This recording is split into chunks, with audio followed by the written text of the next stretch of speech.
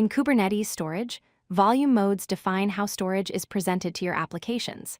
There are two primary volume modes: Filesystem Mode and Block Mode.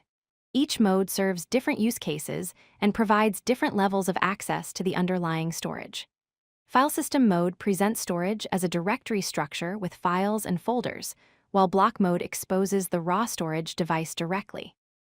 Understanding these modes is essential for choosing the right storage configuration for your workloads.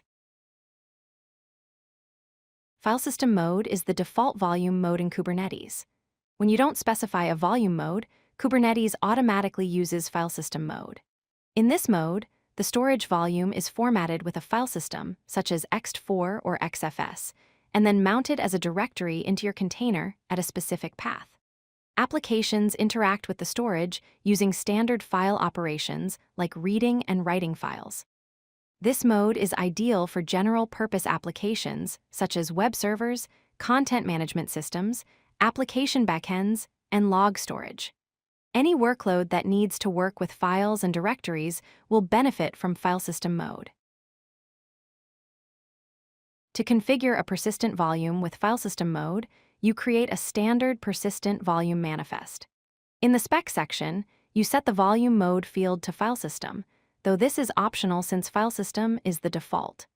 The example shows a persistent volume named fs-pv with a capacity of 10 GB. The access mode is set to read-write once, and it uses a host path for storage. Notice the volume mode is explicitly set to Filesystem in this configuration, though you could omit this line and the behavior would remain the same. Block mode provides raw block device access to your applications. Unlike Filesystem Mode, no file system is created on the storage. Instead, the volume is presented directly to the container as a raw block device, typically appearing as a device path like /dev/xvda. Applications can perform direct input-output operations on this device without any file system layer in between. This eliminates file system overhead and gives applications maximum control over storage. Block mode is particularly useful for databases like PostgreSQL and MySQL, storage systems that implement their own file systems, and high-performance applications that need direct block-level access for optimal performance. Configuring a persistent volume with block mode is similar to Filesystem Mode, but with one critical difference.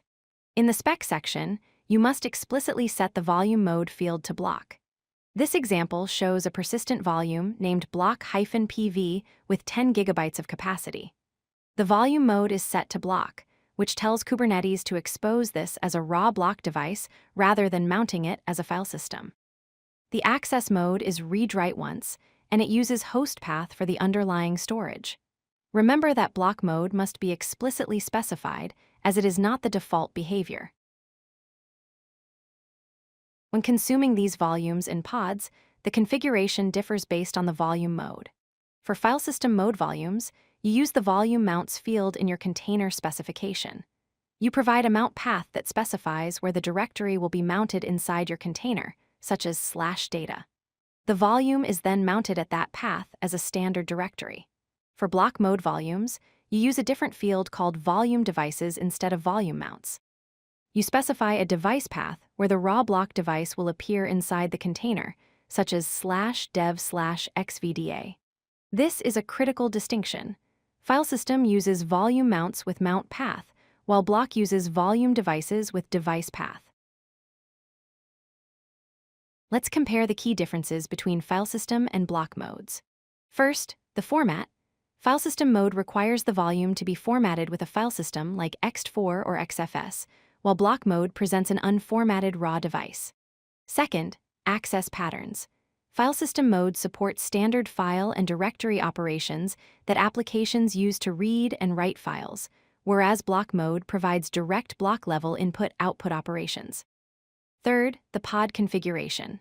Filesystem mode uses the volume mounts field with a mount path, while block mode uses volume devices with a device path. Finally, performance. Filesystem mode has file system overhead due to the additional layer between the application and storage, while block mode offers maximum input-output performance by allowing direct device access without file system overhead. Choosing between Filesystem and Block mode depends on your application requirements. Use Filesystem mode when your applications work with files and directories using standard Filesystem APIs.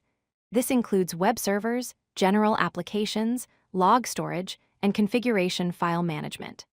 Filesystem mode is the most common choice and works for the vast majority of workloads. Use block mode when your applications need raw device access for maximum performance and control over the storage layer. This is common for databases like PostgreSQL and MySQL that manage their own data layout, custom storage systems that implement their own file systems, and high-performance workloads where eliminating file system overhead is critical. Understanding these use cases will help you select the appropriate volume mode for your Kubernetes storage needs.